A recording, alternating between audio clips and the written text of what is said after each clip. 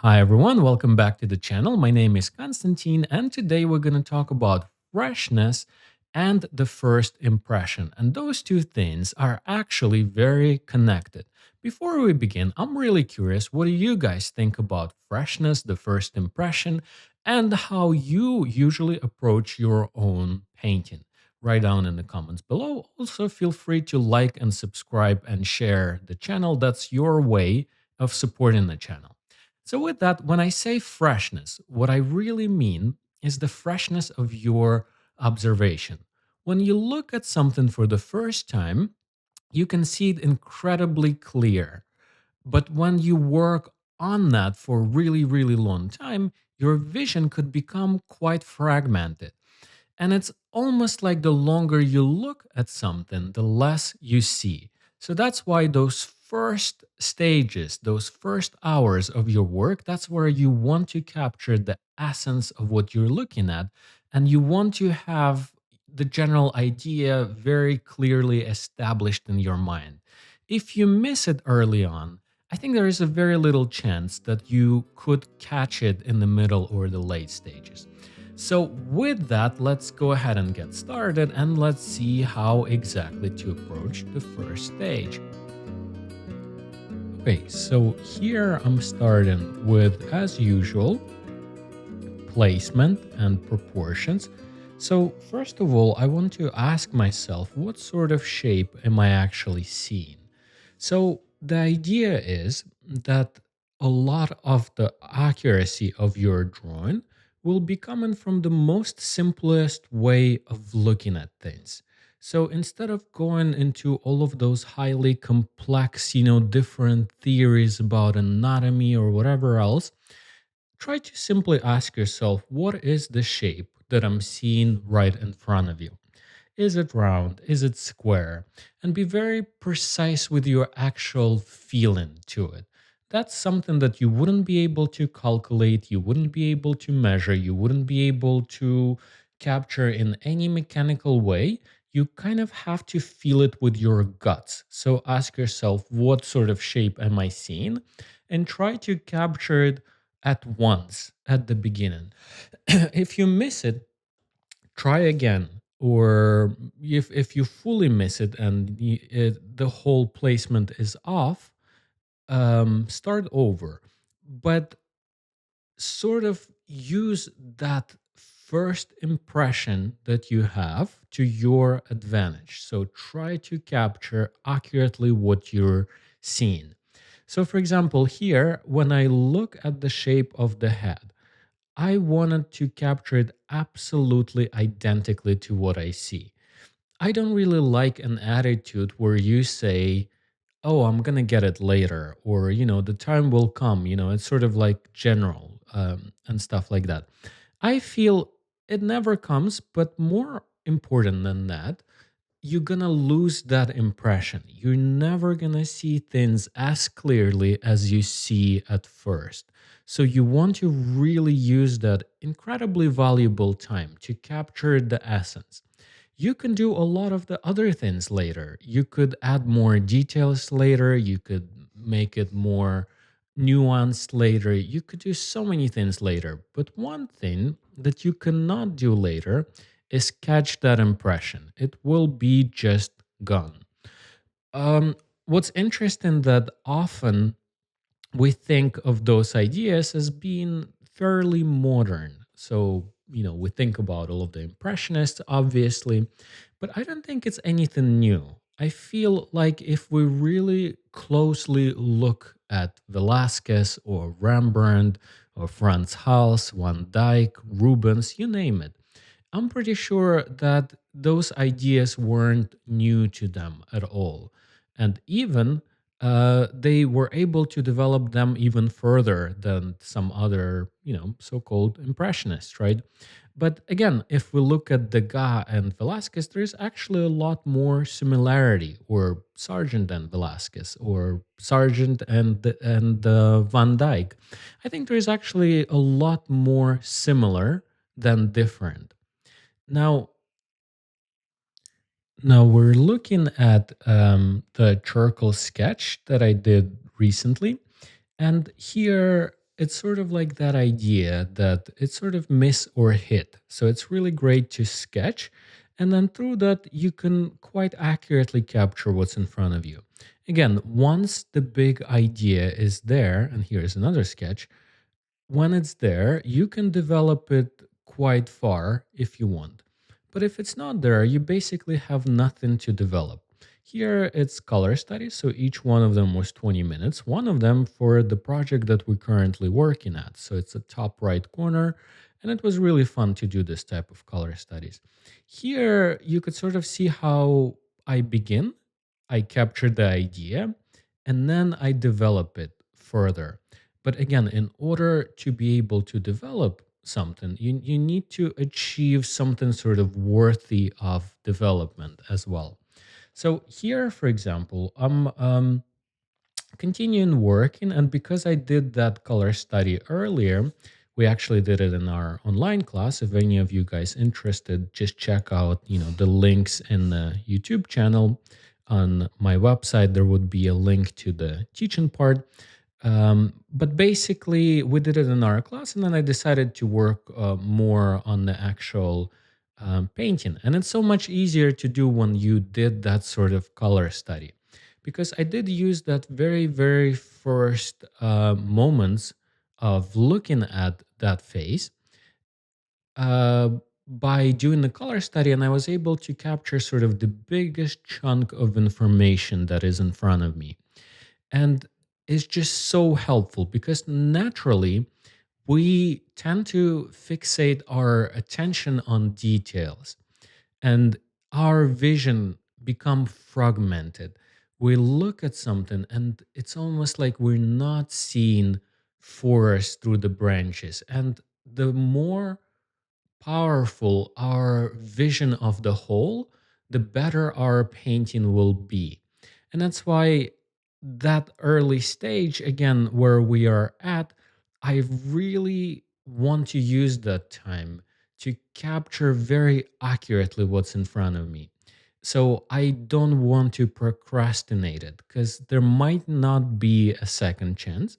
Now, once I achieve something that is interesting in terms of design, in terms of color, in terms of proportions, in terms of all of those things, once basically the harmony, the essence of what I'm looking at, once it's there, then I tell myself, okay, so that is good. Now I could make it look nice, right? Then you almost switch in the gear, and you could spend, quite a good amount of time to look for details, completion, elements of some of the fine adjustments and stuff like that, all of that. And it could take actually quite a bit of time. Like, I do notice that some of those earlier stages could be quite quick. To find actual completion might be actually quite tough because it those last 10 or 5% of completion could be some of the most difficult thing to find, but that only is possible as long as you have something to complete.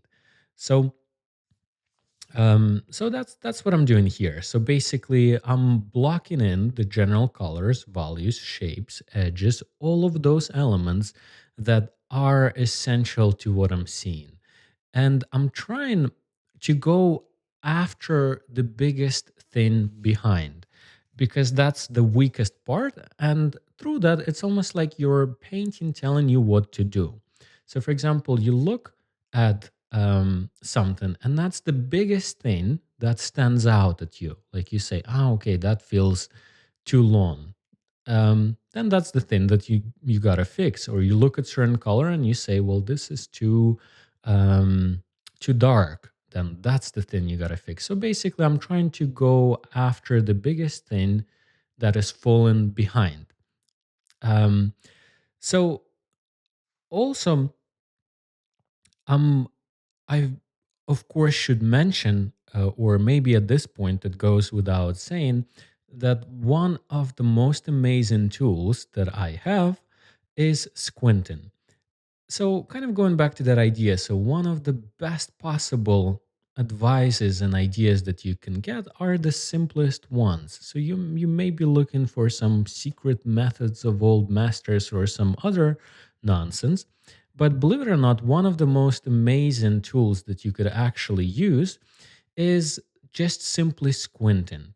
And when you do that, you start seeing the whole and understanding the whole so much better. So I'm constantly doing that, and I really trust what I see.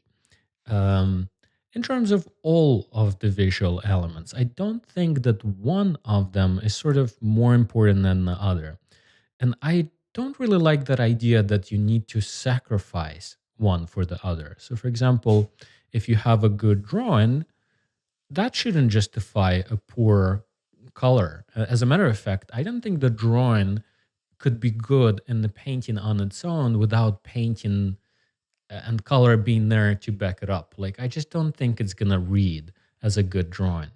Or, for example, you can't have some sort of sketch, but all of your edges are sort of all over the place. Or sometimes you could say, oh, I'm capturing a really good structure, but it doesn't look like a person. Well, if it doesn't look like a person, then the structure is not very good, probably. So it's almost like I think that ultimately, all of those elements that we visually see and nature presents to us, they all are equally important and they all complement each other. So that's where you don't want to pick and choose. And I think specifically for that reason, it's just so helpful to work on this type of sketches and quick studies and maybe quick charcoal sketches, just so you develop your vision of whole better and better. I think it's also not about how much time specifically you spend on something. Instead, I think it's actually about clarity in your mind, how clear your initial idea is in your mind, how much you understand it. So here, that's where you sort of don't want to take the wrong turn and say, okay, so in order for this to be fresh, I have to only take, 1 hour or 3 hours and never paint longer than that. That's not at all the truth. It's you can go on for a really long time, but you want to preserve the first impression. So, for example, even if we look at the highly completed works, like let's say Vermeer or Terbour, or some of those like absolutely incredible painters, you could see that with all of that unbelievable completion and details, the first impression is just so incredibly present. And the painting also feels so fresh because the freshness is in their mind. So the initial idea that they had in their mind, they executed in a way that remained clear to the viewer. So I think that's what ultimately makes a good texture um, and a good painting after all. So I would keep that in mind because sometimes we could just stay a little too much on the surface by looking only at what's on the surface, and I think we want to go a little deeper. So, for example, when we're looking, let's say, at Sargent, and a lot of people, for good reason, of course, fascinated by the freshness of application on Sargent works and stuff like that, and they just try to imitate, or a lot of people try to just imitate the actual brush strokes, or how was this line put, how was that done. Whereas I think the most fascinating things about his works is how he was seeing the world, how he was making those choices. And that's where we don't want to turn it into this sort of secondhand ideas, because they will be sort of born dead. Instead, we want to dig a little bit deeper and understand that freshness coming from the clarity of what they're trying to execute. And so that's the kind of skill that we want to develop. And we also learn how to better and better capture sort of like the essence of what we're seeing at start. And then from there, just try to complement our idea with, good details and nuances, and then sort of explore it. But again, we really need to have something to explore, because if we have, let's say, um, few hours working on something and the idea is still not clear to the viewer, I would be slightly concerned. That being said, I do feel like often you could approach it in a way that could allow you sort of postpone it a little bit. So, for example, if you were to make like a little color study or value study where you sort of explored the whole idea, and it's pretty set in your mind, you know exactly what you're trying to achieve, and you have, physical sort of studies for it. So you set up your idea pretty clearly. So from there, you sort of locked it in, and you could, maybe spend a little bit more time for preparation potentially. So that also could be the way. Or, for example, after having enough experience, um, you could at some point to keep that idea pretty clear in your mind as well. So you might not commit as quickly, but you might develop your vision of the whole, where you could sort of keep seeing it quite fresh in your mind. But that being said, I still think that no matter how much experience you have, there's just something unique that you see um, early on, and there is a reason for that. So I would still trust it. So here you could see that just with the very limited amount of time. First, I started with natural light, but then it got a little dark, and so I turned on the spotlight. But with the very limited amount of time, we were able to achieve something that we could further develop. So it's not fully resolved, right? There's definitely still a good amount of work to do from here on. But also, we have something that we could work on. So, for example, if I were to pick it up again, I could say, okay, let me look for a little bit more definition on the nose, a little bit more definition on the eyes. Maybe let me create a little bit more form on the neck. Maybe some elements of the clothes. Maybe I could adjust the edges a little bit. But generally speaking, the idea is there, and the refinement of the idea, sort of framing of the idea, that could take some time and exploration and all of that. But as long as you have the idea, that's the key point.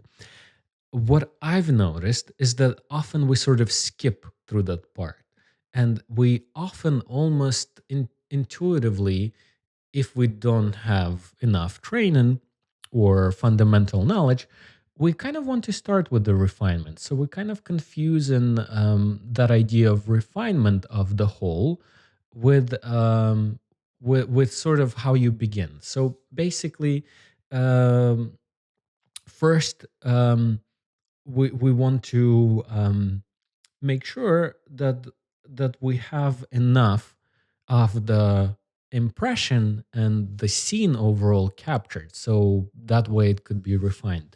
I would even argue that maybe if you sort of on the earliest stages of your development, it would almost make sense to concentrate on earliest stages and learn how you could capture something that you can then develop, because at first it may be actually quite challenging. So things like color studies, value studies, sketches actually could be quite a great thing. And then from there, you will feel limitation of that. Then, after doing, many of those, you can then say, oh, I wish I could work more on it. I do see something interesting in it. So let me actually try to develop it. Um, so that's the idea. What's really cool is that oil painting is also very reversible. We often think of it as, what else do I add? Like, how much else do I need? Like, let me add this, let me add that. But we don't think often enough about, what do I keep? Maybe I don't need this. Let me make this one simpler. Let me remove that. And I think that's something to keep in mind, that it's not only about what you add, it's also about what you keep. And you never know until you try. So often I add something, I remove it, I try it, I try some other parts. So there's a lot of exploration that we could do with that. Um, so anyway, I think that was a fun project. I feel like we discovered quite a bit about this earliest stages. Again, looking forward to see what you guys think about it. Thank you so much for watching the video, and come back next week. There will be another one coming up soon. And take care. I'll see you all soon.